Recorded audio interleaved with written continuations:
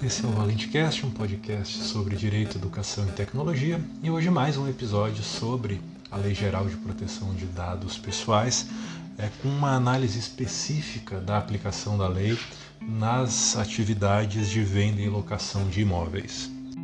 A entrada em vigor da LGPD, em sua maior parte, no dia 18 de setembro de 2020,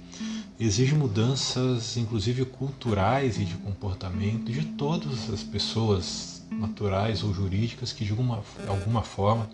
realizam alguma espécie de operação com dados pessoais. Como é a LGPD, até como o próprio nome indica, é uma lei geral que se aplica a todos os segmentos, nos meios físico e virtual, independentemente da atividade profissional ou empresarial exercida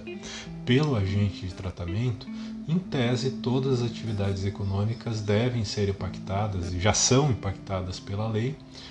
ainda que haja outra lei reguladora específica, como o Código Civil, o Código de Defesa do Consumidor e o Marco Civil da Internet, por exemplo, são leis que nós analisamos na nossa série sobre a LGPD e o diálogo das fontes. Entre as atividades impactadas, o aluguel e a venda de imóveis também deve se adequar à LGPD e as pessoas que atuam nesse ramo, seja pessoa jurídica, seja pessoa física no desempenho da sua profissão, devem alterar diversas práticas que eram consideradas comuns até antes da LGPD entrar em vigor.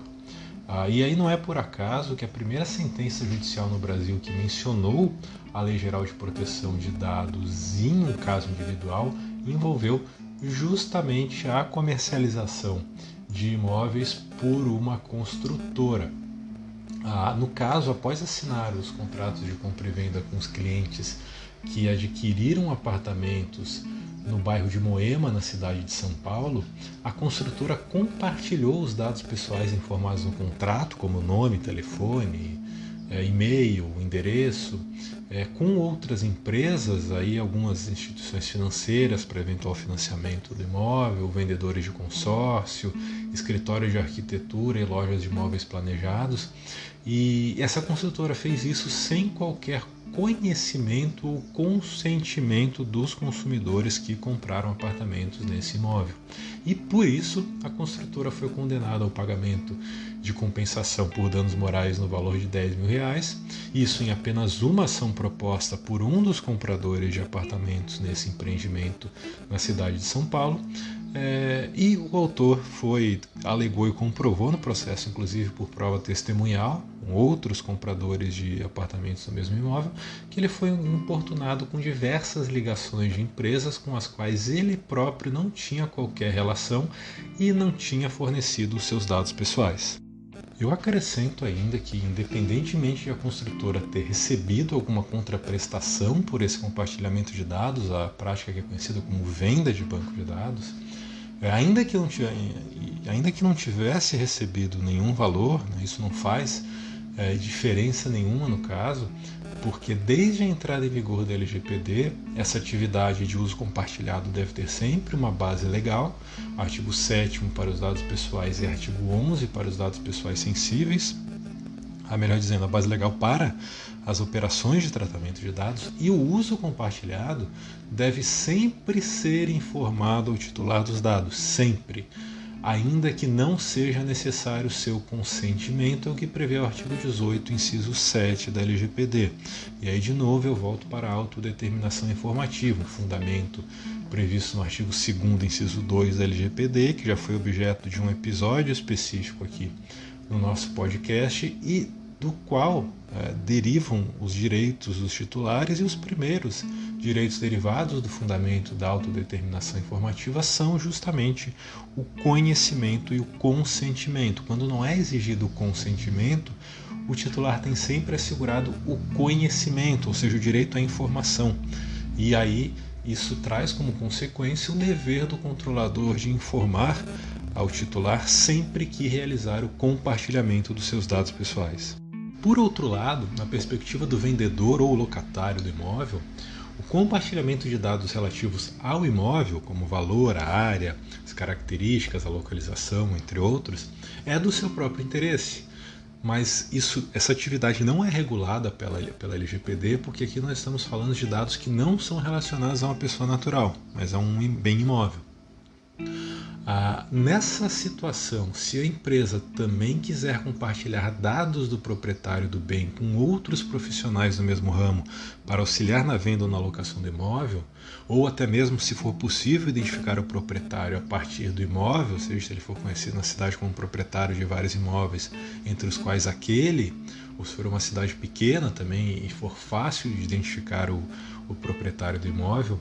a empresa que realizar o compartilhamento deve sempre informar o titular do imóvel e utilizar uma base legal para esse compartilhamento, para a venda, inclusive para a venda ou locação do imóvel.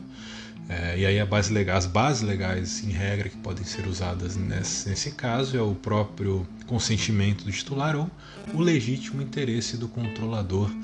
nesse compartilhamento de dados pessoais do vendedor ou do locador para outras empresas que auxiliarão na venda ou no aluguel desse imóvel. Esse direito de conhecimento que é dado ao titular compreende, em primeiro lugar, o direito dele saber se determinada pessoa coletou, armazena ou realiza qualquer atividade de tratamento com seus dados pessoais. E antes da LGPD entrar em vigor, já existiam leis no Brasil que impunham ao controlador a comunicação inequívoca do titular sobre o início do tratamento de seus dados pessoais. E aí eu menciono especialmente o artigo 43, caput, parágrafo 2º do Código de Defesa do Consumidor e o artigo 4º, parágrafo 4º, incisos 1 a 3 da Lei do Cadastro Positivo, que nós já analisamos as duas leis aqui também na nossa série sobre a LGPD e o diálogo das fontes. Então, quando o consentimento não for utilizado como a base legal de tratamento dos dados pessoais, deve ser observado sempre o direito de conhecimento do titular sobre o início do tratamento, ou seja, se a primeira atividade, a coleta, a recuperação, o início de algum tratamento com os dados ou até mesmo o compartilhamento desses dados, o titular tem no mínimo sempre o direito de conhecimento dessa atividade. Outra prática frequente é o anúncio de imóveis para venda ou locação sem indicação do preço, que é informado somente se o interessado preencher um cadastro com nome, e-mail, telefone, entre outros dados pessoais, ou enviar uma mensagem pelo site ou pelo perfil de rede social com a coleta de dados por parte da empresa. E o recebimento desses dados já atrai a incidência da LGPD e, por isso, a empresa deve observar as suas normas, entre as quais estão os princípios da necessidade ou da minimização, ou seja, existe alguma justificativa para pedir esses dados pessoais como condição para informar o preço de locação de venda, também o princípio da finalidade, ou seja, qual o objetivo da empresa com a coleta desses dados pessoais para informar o preço de venda ou locação do imóvel. Além disso, se esse potencial comprador ou locatário não tiver interesse na compra ou locação, em princípio a empresa controladora deve descartar os seus dados pessoais e, se não o fizer, deve informar de modo expresso e inequívoco ao titular que manteve os seus dados e também indicar qual é a base legal de tratamento dos dados pessoais. Então, só a partir desses dois exemplos relacionados com compra e venda de imóveis, nós já podemos perceber que é preciso modificar essas e outras práticas para que haja, por parte das pessoas, dos profissionais e das empresas do ramo, a devida adequação à Lei Geral de Proteção de Dados Pessoais e também, é claro, as atividades de prevenção e para que se evitem aí são os processos e sanções administrativas e eventuais também processos judiciais em virtude de incidentes causados com dados pessoais ou a realização de um tratamento de forma inadequada ou contrária aos princípios e às regras da Lei Geral de Proteção de Dados Pessoais. Então, eu sempre lembro também que os nossos episódios em áudio também podem ser lidos em formato de texto no meu blog, oscarvalentecardoso.com/blog, www.valentecast.com.br/blog e amanhã nós voltamos com mais um episódio do ValenteCast. Até mais!